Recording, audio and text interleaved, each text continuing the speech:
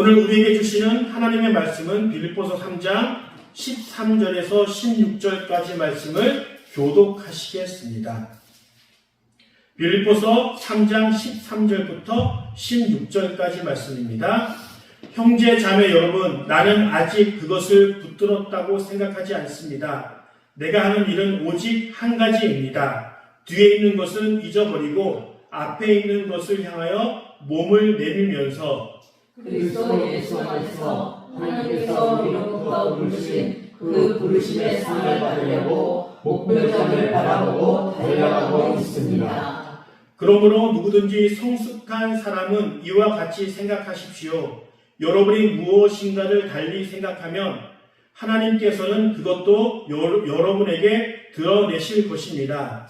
어쨌든 우리가 어느 단계에 도달했든지 그 단계에 맞추어서 행합시다. 네.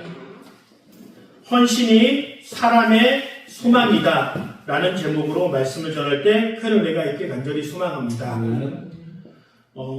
제가 체력이 그렇게 좋지는 않습니다. 그래서 주위의 친한 목사님들께서 가끔 등산을 하자고 요청하시고 같이 간 적이 있습니다. 그래서 3주 전에 이제 치악산을 등반하기 위해서 가고 있다가 도중에 저는 이제 포기를 했어요.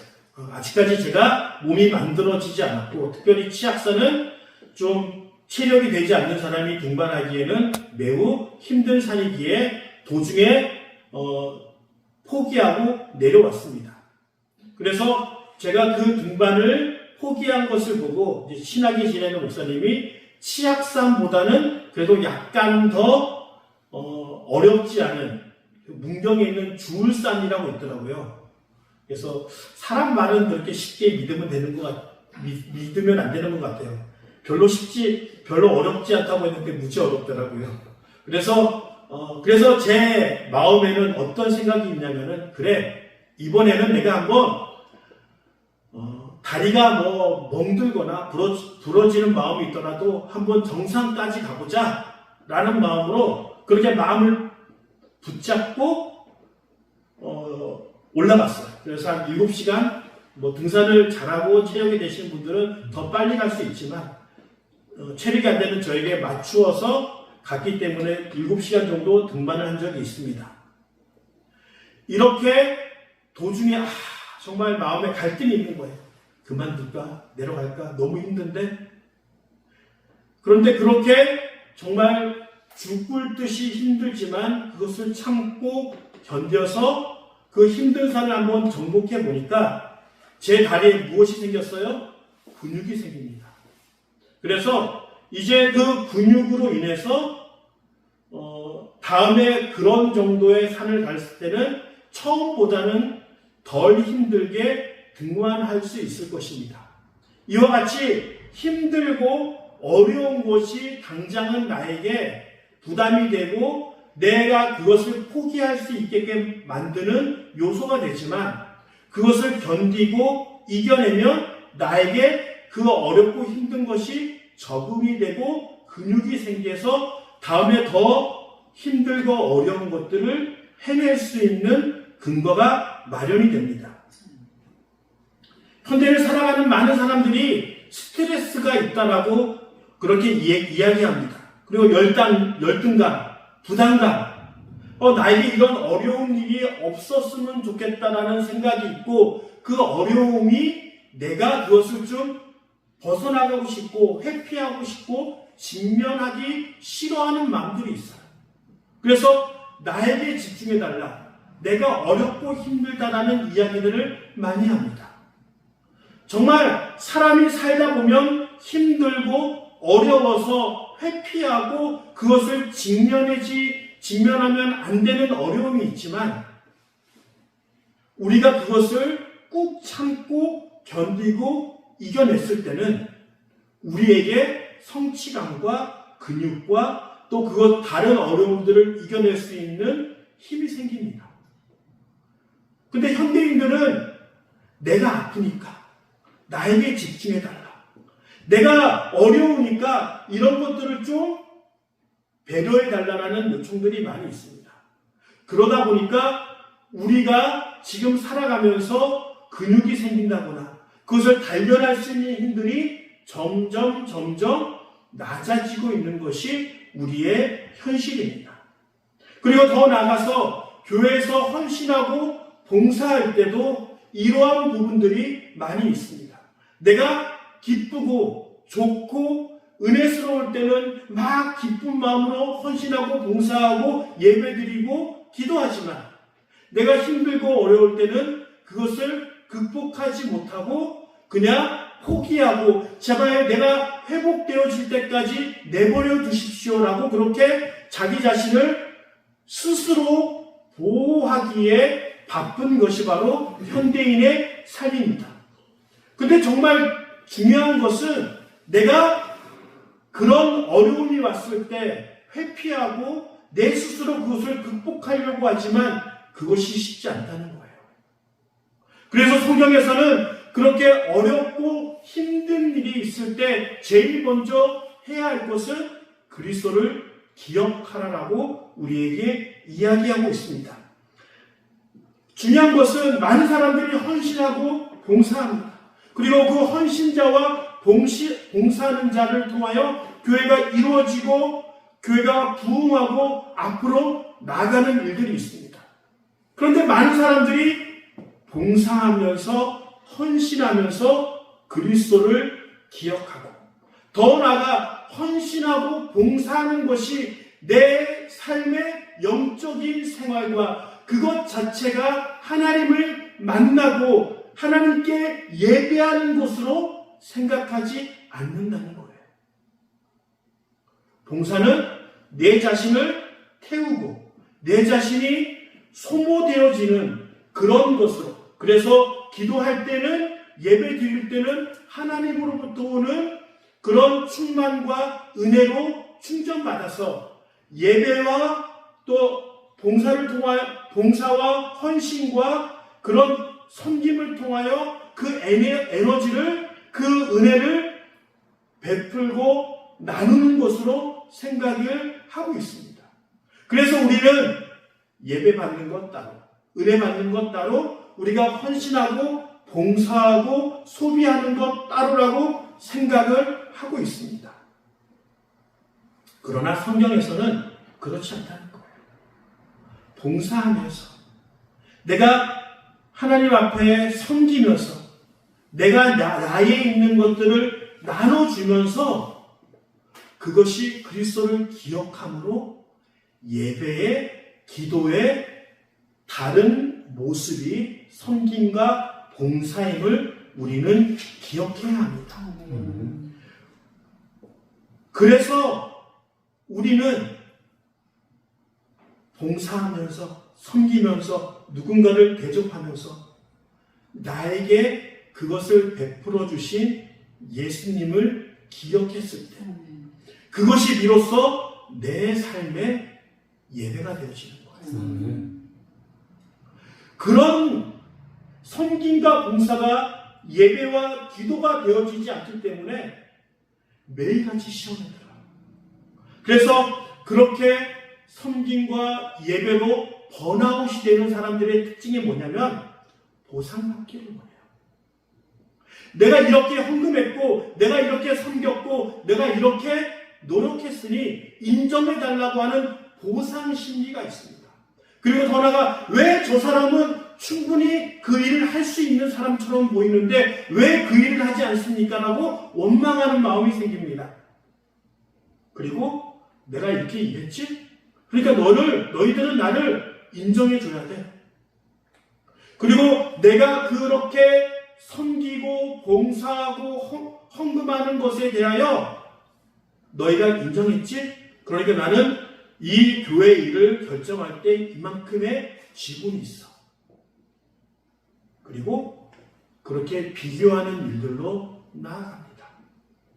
그래서 섬김과 봉사가 하나님 안에서 너무 좋은 것인데 사람을 판단하고 정죄하며 오히려 사람을 구분하는 나쁜 일로 변질되어집니다. 정말 중요한 것은 우리가 예배하면서 기도하면서 찬양하면서도 하나님의 영적인 교제와 그것을 통하여 하나님을 만나는 일들도 꼭 필요합니다. 그러나 그것은 우리 모두가 다 알고 있어요. 강조하지 않아도 예배 가운데 하나님을 만나려고 노력합니다. 그렇다면 더 중요한 것은 내가 섬기는 것도 하나님을 기쁘시게 하는 것이고 내가 나에 있는 것들을 나눠주는 것도 예배하는 것이라고 이야기합니다. 성경에서는 3가지의 11조의 종류에 대해서 이야기합니다. 우리가 매월 수입에 대한 11조, 그건 너무나도 잘 알고 있죠. 그리고 1년에 한 번 드리는 11조가 있습니다. 그것은 이스라엘 사람들이 자기의 절기를 지키기 위해서 돈을 모으고 절기 때 하나님께 예배하거나 이스라엘 예루살렘으로 가기 위한 용도로 그것을 모읍니다. 그리고 3년에 11조가 있습니다. 3년에 11조는 왜 하냐면 가난하고 그리고 좀 어려운 사람들을 돕기 위하여 하나님께서는 3년 동안 3년에 한 번씩 11조를 드림으로 그 사람들을 도우라고 말씀하고 계십니다. 그러면 남을 돕는 것이 내가 뭐 으쓱거리고 내가 다른 사람을 도왔기 때문에 나의 사회적인 신분과 교회의 위치가 올라가는 목적으로 도우라는 것이 아니에요. 하나님의 은혜와 말씀을 받았다면 내가 11조를 드렸다고 해서 사람들에게 의시되고 내가 위대한 일을 했다라고 얘기하지 않는 것처럼 남들을 돕고 그 사람들을 위해 사랑하고 섬기며 베푸는 것이 당연한 것으로 여기기 위해 하나님께서는 3년에 11조를 허락하신 것이에요. 우리가 드리는 헌신과 우리가 드리는 봉사와 나눔, 이 모든 것들이 특별한 것이 아니라 내가 은혜 받기 위해서 기도원에 가고 주님께 부르짖는 것 맞습니다.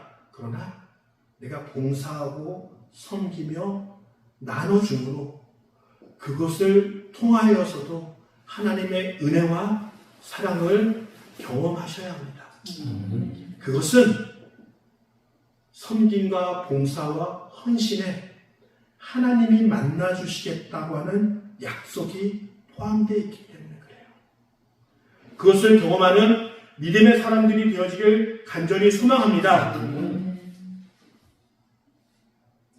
그리고 바울은 디모데에게 하나님의 좋은 일꾼에 대해서 이야기를 하고 있습니다. 하나님의 좋은 일꾼이 되어라 라고 이야기를 하고 있습니다.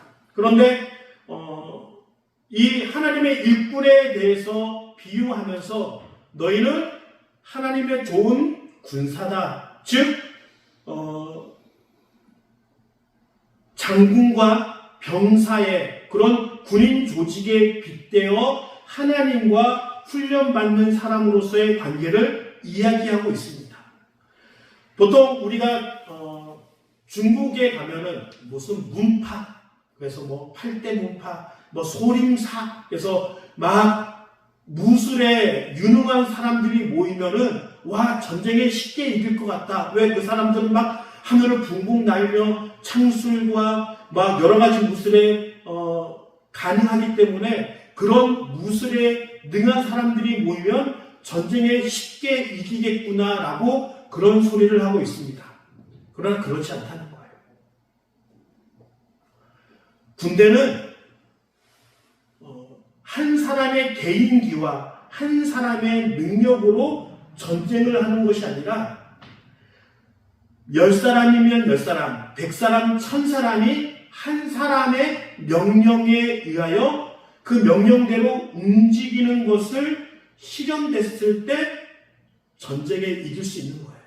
그래서 군대에서 가장 중요한 것은 진영에 맞춰 움직이는 거예요. 뒤에서 지휘관이 전진하라 라고 하면은 빠르지 않게 서로 열과 대를 맞춰서 앞으로 움직이는 거예요. 그리고 우측으로 이동하라고 하면은 줄에 맞춰서 이동하는 거예요. 그런데 그렇게 줄에 맞춰서 모든 사람과 같이 이동하다 보면 내가 죽을 것 같은 상황이 옵니다. 아니면 내 옆에 있는 가장 친한 친구와 형제가 죽어서 막 화가 나는 경우가 있어요. 근데 그런 것들은 어떻게 해요? 다 억누르는 거예요. 내가 죽을 것 같고 도망가고 싶지만 그 마음을 누르고 그 대열과 함께 움직이는 거예요. 옆에서 친한 사람, 형제, 자매가 죽고 내가 막 화가 나서 앞에 나가서 그 원수를 죽이고 싶은 마음이 있지만 어떻게 하는 거예요? 그 마음을 억누르는 거예요. 그래서 뒤에서 장군이 진격하라고 하면 진격하고 후퇴하라고 하면은 그 열에 맞춰 후퇴하는 거예요. 바로 훈련이라는 것은 내가 무기를 잘 다루며 내가 체력을 높이는 것도 있지만 고대 시대의 가장 중요한 훈련은 지휘관의 명령에 순종하는 거예요. 죽을 것 같지만 내 자리를 지키는 것. 내 바로 앞에 금은 보화가 떨어져 있어서 그것을 주우면 내 것이 되지만 그 마음을 참고 기다리는 것. 그래서 군대에서 가장 큰 범죄 중에 하나가 명령 불복종이에요. 지키라고 했는데 죽을 것 같으니까 도망가는 거. 그런 것들은 즉결 심판할 수 있어요. 그 자리에서 죽여도 괜찮은 그만큼 큰 죄라는 거예요. 하나님의 군대는 내가 뭔가 뛰어나고 내가 뭔가 위대한 사람으로 만들어지는 것도 중요합니다. 그렇지만 정말 중요한 것은 하나님의 명령이에요. 하나님께서 세우신 리더의 명령에 내 감정과 내 마음이 있을지라도 그때는 잠깐 내려놓고 순종할 수 있는 것들을 배우는 거예요. 내가 기분이 좋아서 어마어마한 것을 했다? 중요하지 않아요. 정말 중요한 헌신은 내가 감정이 상하고 내가 어려웠을 때 그 마음을 내려놓고 순종할 수 있느냐. 이것이 진정한 훈련의 모습입니다. 좋은 일꾼은 내 개인기로 나오는 것이 아니라 오로지 하나님의 말씀에 순종하고 하나님께서 세우신 리더의 말에 순종하는 것이 진짜로 훈련받는 정석의 모습입니다. 그러기에 순종은 내가 요만큼만 순종할게.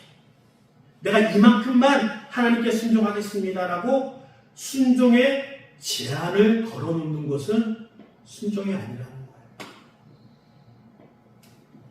전쟁이 일어났는데 그러면은 내 앞에 내가 좀 괜찮을 것 같은 때만 순종하고 내가 죽을 것 같으면 도망갈 수 있는 그런 정도의 순종이 아니라 그 자리에서 죽을지언정 그 자리를 지키는 순종이 필요하다는 것입니다. 그러기에 순종은 부담스러울 수 있어요. 순종이 내 자신을 죽이는 것처럼 부담이 될 수 있어요. 그런데 그 순종이 나를 살리는 거예요. 군대에서 제일 사람이 많이 죽을 때가 언제인지 알아요? 모든 사람이 살고자 그 진영을 포기하고 뒤로 도망칠 때 그때 사람이 제일 많이 죽는 거예요. 그래서 몇만 명이 죽었다, 대패했다, 그것은 바로 그 대열을 지키지 못하고 나 혼자 살겠다고 도망가는 많은 사람들이 있었고 그 대열이 완전히 무너졌을 때 그때 비로소 많은 사람들이 희생당하고 죽게 됩니다. 내가 죽을 것 같지만 그 자리를 지키는 것이 내 생명을 보존케 하며 반대로 내가 살겠다고 도망치는 그 모습에 나뿐만 아니라 우리 주위에 있는 많은 사람들도 그 모습 때문에 죽음에 이르게 된다는 것입니다. 중요한 것은 하나님께 헌신하고 봉사하고 노력하는 것이 지금 당장은 힘들고 어려울 수 있지만 그것을 지키고 그것을 정말 내가 하나님 앞에 순종하는 마음으로 기도하는 마음으로 견뎌냈을 때 내 삶을 내 생명을 소생케 만들어주는 가장 중요한 요소가 된다는 거예요. 많은 사람들이 많은 현대인들이 이것을 알지 못해요. 그래서 나에게만 집중하기를 바라고 나의 필요만 얘기하고 내가 원하는 것만 들어주는 그래서 나의 필요를 따라 나의 원하는 것을 들어주는 것을 따라 교회를 이동합니다. 그러나 하나님의 축복은 지키고 견디며 이겨내는 그 자리에서 축복해 주시는 거예요. 가끔은 나의 필요, 내가 원하는 것을 내려놓고 하나님이 나에게 무엇을 원하시는지, 하나님이 나에게 지금 어떤 모습으로 살아가기 원하는지 묻는 것이 진짜 내 문제만을 갖고 기도하며 그렇게 외치는 자의 노력보다 하나님께서 원하시는 곳에 원하시는 방법대로 내 자신을 헌신하고 드리며 나아가는 것이 진정으로 내 자신을 치유하고 내 자신을 회복하는 일임을 우리는 기억해야 합니다.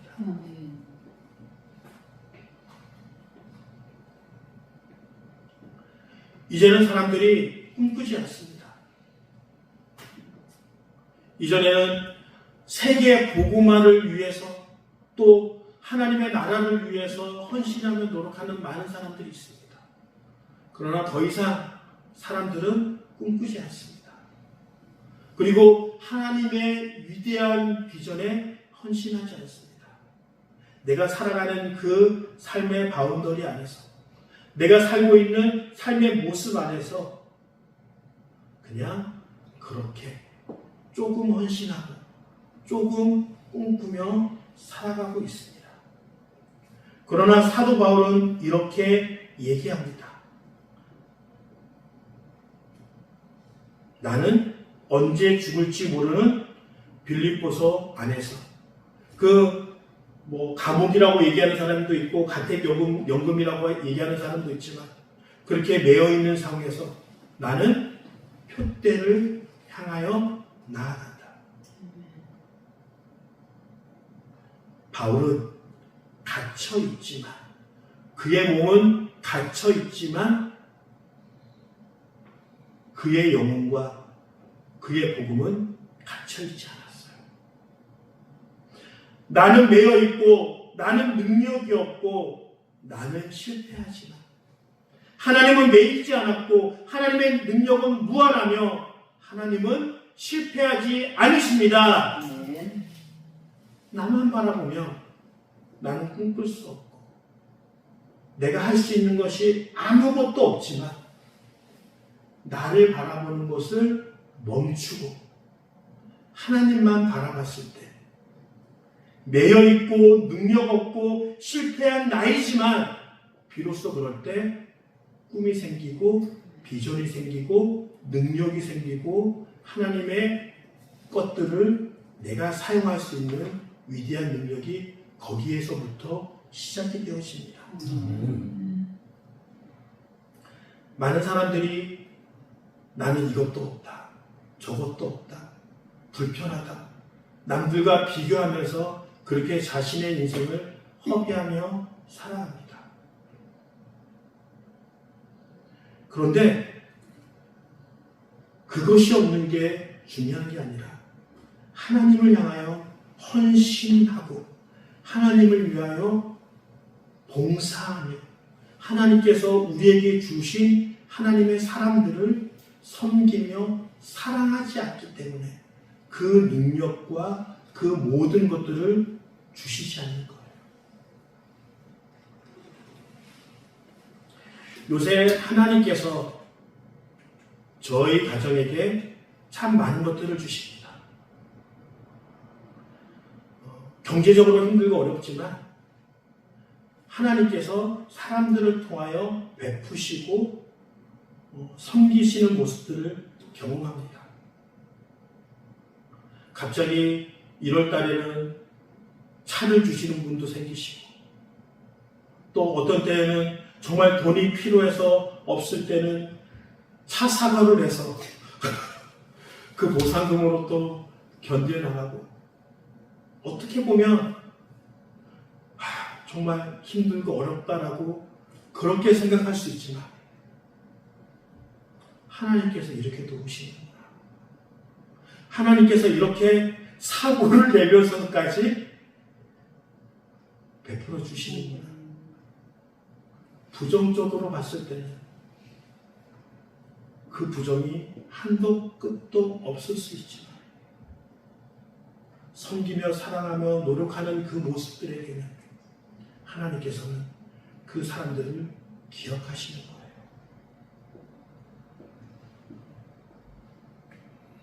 우리가 바라기는 나에게 집중하는 것을 내려놓고 당장 필요한 게 얼마나 많겠어요.